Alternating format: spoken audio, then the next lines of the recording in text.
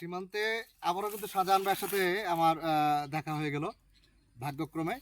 আমি ওই পার্শ্ববর্তী মহিষাটিতে হাতির আক্রমণে একজন এক সপ্তাহ না এক সপ্তাহ আগে একজন মারা গেছে, তার কারণে হাতির পায়ে পিষ্ট হয়ে।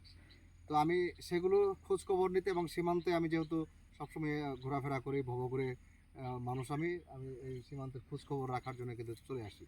তো আজকে আমি শাহজাহান ভাইয়ের সাথে দেখা হয়েছে। শাহজাহান ভাই আমাকে নিয়ে আসছে এখানে 16 টিলা, না শাহজাহান ভাই? 16 টিলা। এটা নাকি শাহজাহান ভাই বললো এটা নাকি হাতিদের আদিস্থান, মানে কি বাসস্থান। সবসময় থাকে, সব সময় এখানে হাতি থাকে না শাহজাহান ভাই? সারা বছরই থাকে, সারা বছর এখানে হাতিগুলো কিন্তু এখানে থাকে। এখান থেকেই বিভিন্ন জায়গায় না যায় আসা যাওয়া করে না। এই যে এই যে এই যে হাতির লেদা না, এর মধ্যে যে আপনার এখানে যে হাতি ঢুকে বললো, আমি শাহজাহান ভাইয়ের সাথে কথা বলতে বলতে যাই, আপনার এখানে তো শুনলাম হাতি বাজ্যা পড়ছিল কয়েকদিন আগে, না? তো এরপরে এটা কি ঘটনাটা কি কবে, এটা কিভাবে ঘটনা ঘটলো? 2 দিন আগেই বেড়ার কিনারে আইসা হ্যাঁ বাজে পড়ছে। আচ্ছা আচ্ছা। আপনি যে যে ইলেকট্রিক, আপনি একটু কাইলে এই যে এগুলো এগুলো একটু দেখেন। সাধারণ ভাই বলছিল যে 2 দিন আগে তার যে মানে হাতিকে তার ফসলকে প্রোটেক্ট করার জন্য যে উনি যে এর আগের ভিডিওতে কিন্তু সাধারণ ভাই এগুলো দেখিয়েছি যে হাতি মানে যাতে তার এরিয়াতে ঢুকতে না পারে সেজন্য কিন্তু একটি ইলেকট্রিক যে বেষ্টনী তৈরি করা হয়েছে, সেখানে তো এর গত পরশু দিন এসে হাতি ঢুকে পড়েছিল। তারপরে সাধারণ ভাই একটু জোরে বলি। অনেক কষ্ট করে আমরা রাত পোহাইলে পরে বের করে দিয়েছি আর কি। তাই না? এই যে দেখেন হাতির প্রচন্ড, মানে এখানে কি পরিমাণ হাতির, এখানে যে মানে যে সাজান ভাই যে বললো যে হাতির বাসস্থান বাসস্থান বাড়িঘর, এটা হচ্ছে এখানে অনেক বাস, এগুলো কি হাতি সব এগুলা বাস গাছ ভাঙ্গা পাতালতা খায়, এগুলো ভাঙচুর করে কিন্তু এই পাহাড়টা মানে তাদেরই জায়গা। এটা কতগুলো হাতি থাকে এই পালগুলো, যে ইদানিং যে 70 থেকে 80টা হাতি আছে।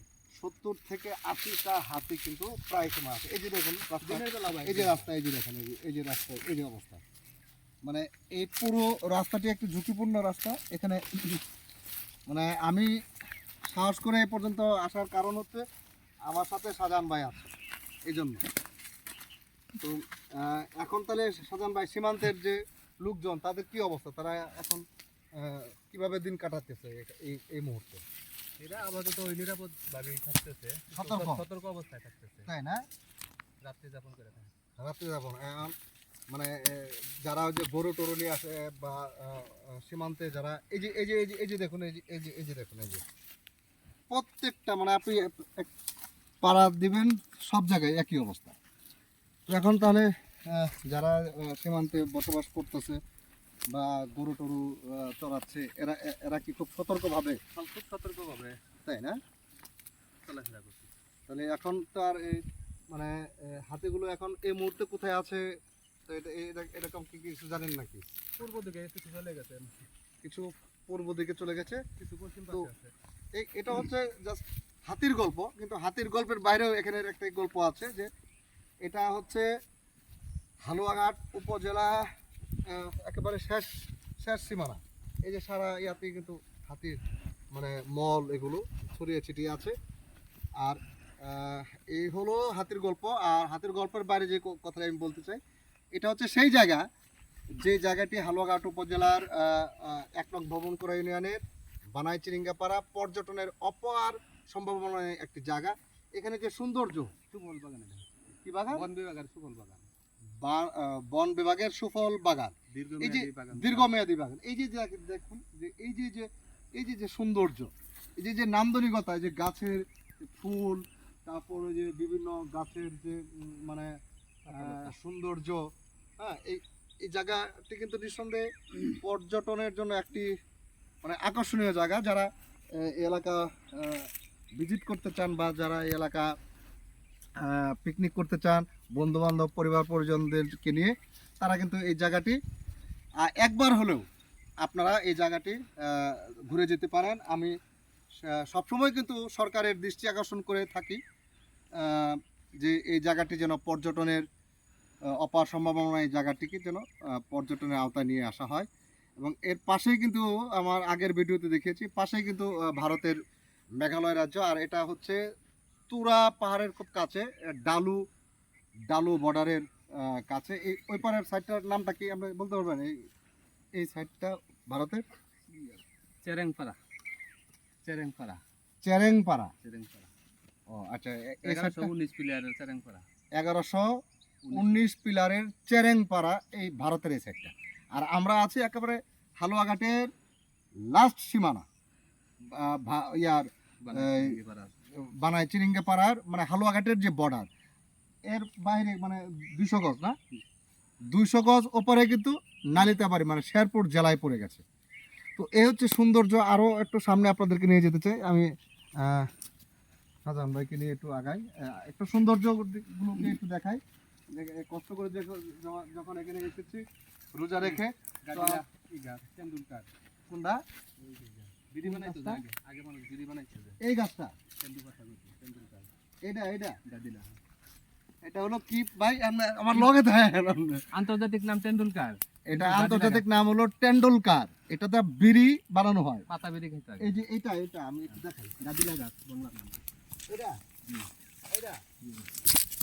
বিড়ি বানানোর পাতা, আগে যে বিড়ি বানাইতো মানুষ। এটা হলো না এটা হলো কি, আন্তর্জাতিক নাম তেন্ডুলকার, আন্তর্জাতিক নাম হলো টেন্ডুলকার। আর বিড়ি বাংলা গাদিলা পাতা, গাজিলা পাতা। গাদিলা। এটা হলো গাজিলা পাতা, এটা দিয়ে কিন্তু বিড়ি বানায়। আগে বিড়ি বানাইতো এক সময়, এটা এক সময় বিড়ি বানানো হতো এই পাতা দিয়ে। আমরা বিলুপ্ত প্রজাতির গাছ, এটা বন বিভাগ সংরক্ষণ করতেছে। এটা না, বন বিভাগ সংরক্ষণ করতে অনেকগুলো গাছ কিন্তু এখানে সুন্দর। তো যাক, আর একটু সামনে আপনাদেরকে, আর একটু সামান্য সামনে গিয়ে আপনাদেরকে এই এলাকার সৌন্দর্য, মানে এই সৌন্দর্যটা তুলে ধরছি। এইরকম 16টি টিলা নিয়ে কিন্তু এটার নামই হচ্ছে 16 টিলা। 16 টিলার ওই পারে, ওই সাইডে, ওইখানে যে বানাইচিরিঙ্গার মূল যে ভূখণ্ড, ওইটা কিন্তু আরো সুন্দর। মানে এটা এক ধরনের সুন্দর, আবার ওইটা আর এক ধরনের সুন্দর। এই ফসলের মাঠ, এদিক দিয়ে আপনার পাহাড়, ওই পাহাড়গুলো কিন্তু আমাদের, ওই পাহাড়গুলো যে, এটা কিন্তু আমাদের বাংলাদেশে। এটা হলো বড় টিলা। ওই বড় টিলায় আমি এর আগে 2টি ভিডিও করেছি, বড় টিলায় কিন্তু। এই যে দেখুন, এই যে হাতির মল, এই যে দেখুন, এই যে পুরা জায়গা দেখেন, অসংখ্য, মানে এটা বলার বাইরে। ঘুরতেছি সমস্ত এই যে পাহাড়ি ফুল, চমৎকার সব কিছু মিলিয়ে এখানকার যে সৌন্দর্য। তো ওটা আসলে ভিডিওতে, মানে আমরা যদি ওই সাইডটা দাঁড়াইতাম তাহলে আমার মনে হয় ইন্ডিয়ার সাইডটা।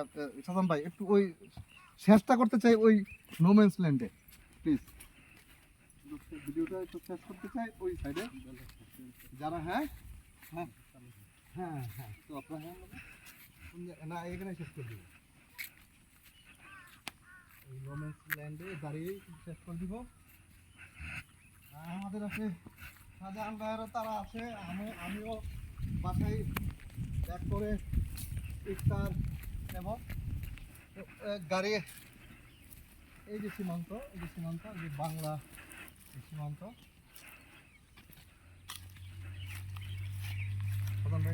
এই যে দেখুন, এই যে সীমান্ত, এই যে পিলার, সীমান্ত পিলার, এই সীমান্ত পিলার, এই যে সৌন্দর্য, এগুলো কিন্তু আপনারা এখানে এসে অবলোকন করতে পারবেন। যাক, আমি আর কথা বাড়াবো না। শাহজাহান ভাইকে অনেক অনেক ধন্যবাদ আমাকে সময় দেওয়ার জন্য, কষ্ট করে আসার জন্য আপনাকে ধন্যবাদ। না, আমি মাঝে মাঝে আসবো। আমি আসলে এগুলো এলাকায় আসতে ভালোবাসি, এলাকাকে ভালোবাসি, পছন্দ করি, এবং এলাকার সৌন্দর্যগুলোকে আমি বারবার তুলে ধরার চেষ্টা করছি এই কারণেই, যাতে করে সরকারের এই এলাকাটি নজরে আসে, যেন পর্যটন কর্পোরেশনের মাধ্যমে, পর্যটন মন্ত্রণালয়ের মাধ্যমে এই এলাকাটি যেন পর্যটনের একটি মানে পর্যটন পার্ক হিসাবে গড়ে তোলা হয়। এটা কিন্তু আমার মনে প্রাণে একটি লক্ষ্য আছে, সে কটা আমার আসতে হবে। তো আজকে আর কথা বাড়াচ্ছি না, রোজার দিন আমি বাসায় গিয়ে প্রায় কত কিলোমিটার, হালুয়াঘাট, 15-16 কিলোমিটার ব্যাক করে এখন এই মুহূর্তে প্রায় বোধহয় 5টার উপরে বাজে না, আমি ইফতার করার চেষ্টা করব। তো ঈদের আগাম শুভেচ্ছা আপনাদেরকে জানাচ্ছি।